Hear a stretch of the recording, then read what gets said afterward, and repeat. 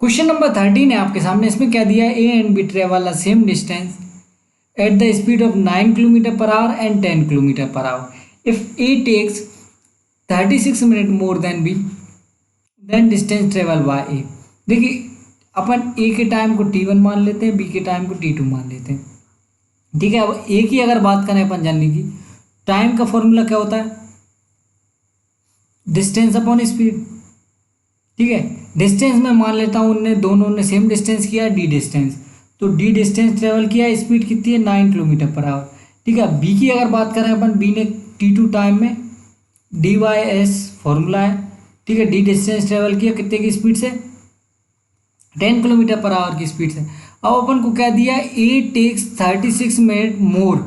इस लाइन का मतलब क्या है कि अगर मैं ए और बी के टाइम की बात करूँ, ये टाइम की बात हो रही है, ठीक है, तो ये डिफरेंस दिया है अपन को 36, मतलब अपन को क्या दिया है, T1 माइनस T2 बराबर 36 दिया है। वैसे अपना क्वेश्चन अब यहीं खत्म हो गया बाकी, क्योंकि अपन ने T1 और T2 तो निकाल ही लिए, ठीक है। तो T1 क्या है अपने पास dy9, और T2 क्या है dy10, इक्वल्स टू क्या दिया है अपन को 36। यहाँ से आएगा 10D, यहाँ से आएगा 9D, 10D में से 9D कम करेंगे बचेगा D, और इधर 10/9 आएगा, 10 × 9 हो जाएगा 90, ठीक है, इक्वल्स टू 36। यहाँ से D की वैल्यू क्या आ जाएगी, 36 × 90,